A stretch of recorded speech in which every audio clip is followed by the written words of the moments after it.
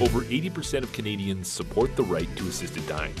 As such, physician-assisted death, or medical assistance in death, was legalized in Canada in June of 2016 with the passage of Bill C-14, granting Canadians their right to die with the help of a doctor or nurse practitioner. However, many Canadians feel that the set of criteria required for physician-assisted death is unfair and unconstitutional, as a large group of patients suffering from debilitating conditions such as dementia or ALS may not have access to exercise their right to die. Furthermore, provisions were built into current legislation that would allow for nurses and physicians the right to refuse patients medical assistance in dying due to their personal convictions. Clearly, the issue continues to be an area of contention. Hey, Calgary, I'm Kevin Chorney. Thanks for joining us tonight. I'm joined by June Churchill from Dying with Dignity. June, thanks so much for being here. Thank you. Before we get started, though, I think it's important to mention that we actually did have a doctor lined up from Alberta Health Services. The doctor was all set to join us. Unfortunately, AHS decided against having that doctor appear, so you're stuck with just June and I tonight. But that's just fine, isn't it, June? It is. We can cover it. Yes, certainly we can.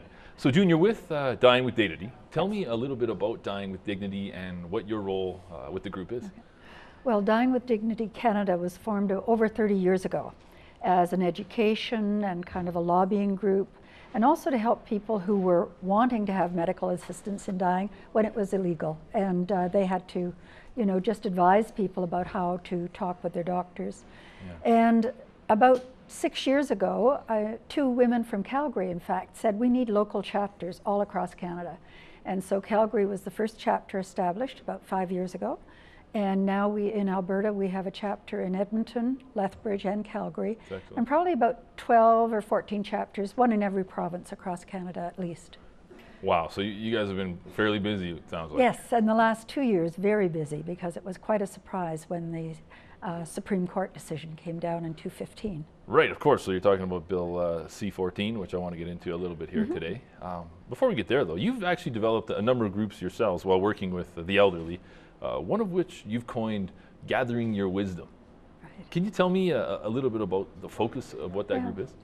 Well, there's a whole school of thought out there that just like when you're young, you've got skills and tasks that you need to learn to get to the next stage, that as we age, there's really important things that we need to do in the last stage of our life. And that isn't just retirement and do less and less, but it's about finding a way you can contribute back to the community, finding a way to deal with losses in life, illness or friends or deaths. There will be many at that age, of course. Developing some sort of spiritual and psychological resiliency so that you can deal with the unexpected. And then another big component is focusing on accepting our mortality. Yeah. We are going to die, and we're a death-denying society. So it was an 8-week course that I developed with Calgary Family Services, which is now called CARIA, and I continue to offer it through CALL, the Calgary Association of Lifelong Learners, and have run it there twice. Participation, is it high locally? Do you have a lot of people that are enrolled in the program? We usually cap it at 12 because there's a lot of personal sharing and a lot of exploring the issues, not just telling people about it. They really have to offer, I guess, what's inside. That's right, yeah. And often people are really excited to have that way of deep sharing and finding other like-minded people. Yeah, I'm sure it's a relief, frankly, to a lot of people. Yeah. As well as that group, there's another group that you founded. You've been busy, June, frankly. That's what retirement's all about. Well, yes. This group it's entitled The Final Chapters. Yes. A little bit of a different focus. Tell me a bit about that. This is a focus totally on accepting our mortality. So I found in the Gathering Your Wisdom group that I spent two weeks on issues around death, and it just wasn't long enough. So then I decided I needed a 6-week course, and I got a registered nurse, Deb Lee, to co-lead it with me, and we look at all the practical things like getting your will done and your advanced care directive. Yeah. We look at medical assistance in dying. We look at meditation as a way to deal with losses in your life and perhaps physical disability. Wow. And then deciding about organ donation, all the kinds of things around mortality. And people are surprised that it feels much more comfortable when they've started to talk about it. Mm-hmm. And Calgary's very rich in resources right now. We have the death cafes that are run here. The death cafes? Yes. This is news to me. What's this about? Death cafes. Okay, so I imagine people are congregating. Sounds like maybe having a coffee and a conversation. Exactly. Really? There's no program. Usually in a coffee shop or a place that offers beverages, and it's facilitated by 2 women in town. Cool. And it's an international organization, and the philosophy is people come together and talk about death or dying. Yeah. It isn't a bereavement group, it isn't a support group or an education group, but what we find in that group is there's such a range of ages, like university students are really passionate about this stuff. Sure. And then there's also Sarah Kerr in town, who's a death midwife. A death midwife? Yes. So training people, just like people with pregnancies now have a pregnancy midwife or doula. Yeah, sure. Now the idea at the end of life that we need to talk with people about it and not be afraid of it, and plan what you'd like to have for your funeral or the way that your body's disposed of. And so again, lots of people meeting once a month to learn all aspects about mortality and death. It sounds like some walls are kind of coming down in Yes. society with regards to death itself. Mm-hmm. For the longest time, I mean, even now there is an element of society that believes, it's a taboo subject, especially when we consider Bill C-14, medical assistance in dying. A lot of people still feel that's quite taboo. What is their main source of contention in your experience? Well, I think the thing is, our Western society, and really all society, well, I'll talk about Western society first. We've grown up that life is precious. We shouldn't do anything to harm our bodies. And a lot of this comes from a Christian perspective. Certainly. And that really our lives and our bodies belong to God, and that's pretty well shared through all major religions.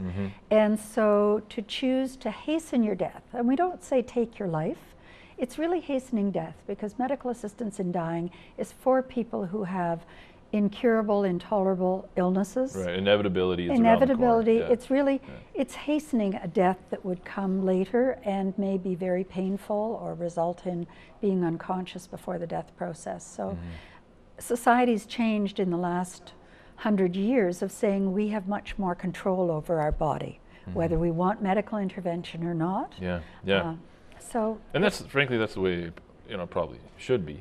I can see how it still does exist, a bit of resistance. So primarily, though, it sounds like resistance comes from more of a, I guess, a religious corner. That's a fair It's a statement? religious belief and a cultural belief. Yeah, to a degree, I our think so. society is feeling that we shouldn't do it. And that's kind of based on the whole thing of we try to help everyone that might feel suicidal to intervene with that, because that's often a hastened death where it's a moment or a time of deep crisis, but there is some hope of coming out of that crisis time. Right. Whereas medical assistance in dying is a very different concept, and so we really work against people saying assisted suicide, because that's not what it's about. Okay, so that's sort of their go-to response to it. Well, people with mental health problems, this is an out for them. Not necessarily the case. Now, the way I understand it, Bill C-14 came into law June of last year. That's right. I want to get into the bill a little bit, but before we do, I think it's important that people understand exactly how medical assistance in dying is. How does it take place? How is it administered? Are people able to? Are they just prescribed medicine, and they're in the hospital under the supervision of a physician or a nurse practitioner? This medicine is administered and they pass, or are they able to take medicine at home, or I guess, I don't know if medicine is the right word. Forgive my ignorance. Yeah, but no, it is. It is medicine. Yeah, it's four drugs, 2 which cause a deep coma, and then 2 which cause the closing down of all the internal organs. So there's 4 drugs that are administered. It differs in different jurisdictions. Like in Oregon, the patients get the medication and take it home and take it themselves, unsupervised. Within the privacy of their home, surrounded by loved ones. In Alberta, you're assessed by 2 doctors, and then if you meet the criteria, either one of those doctors or a third doctor becomes the one to administer the medication. 3 doctors? Well, 2 or 3 at least, and that's part of the safeguards to make sure that this person qualifies and that they're fully informed of what their other options at end of life are besides having assisted death. So what would some of those other options be? Treatment options then, I suppose? Well, people now, when you go into hospice, you choose not to take any more medical interventions for your illness. They call it just comfort care. Okay. But people can also ask to have technologies that are supporting their life removed. So you can have artificial feeding tubes removed or deny having them. I see. You could come off dialysis.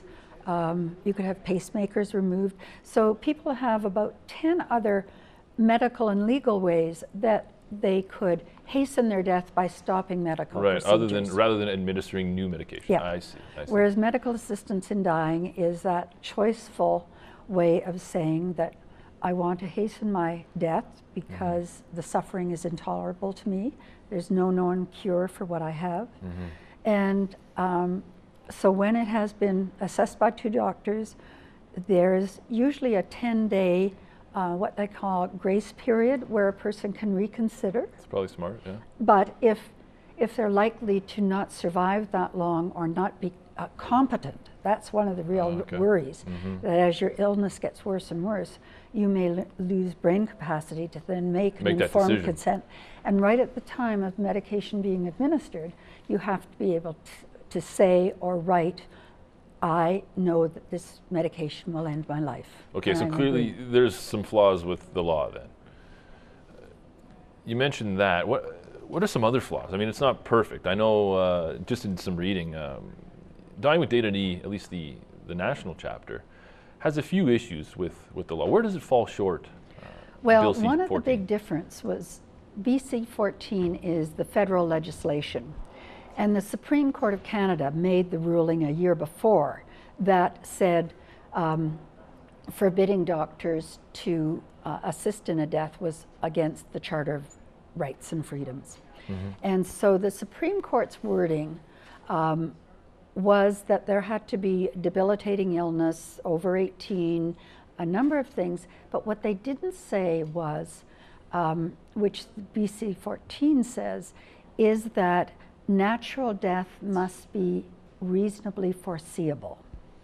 So that's a soft way of saying it is, because otherwise people with degenerative diseases such as ALS, stenosis of the spine, dementia, would that be? No, dementia's a whole different kettle of fish. Okay, we'll get to that one. We'll get to that one. Okay.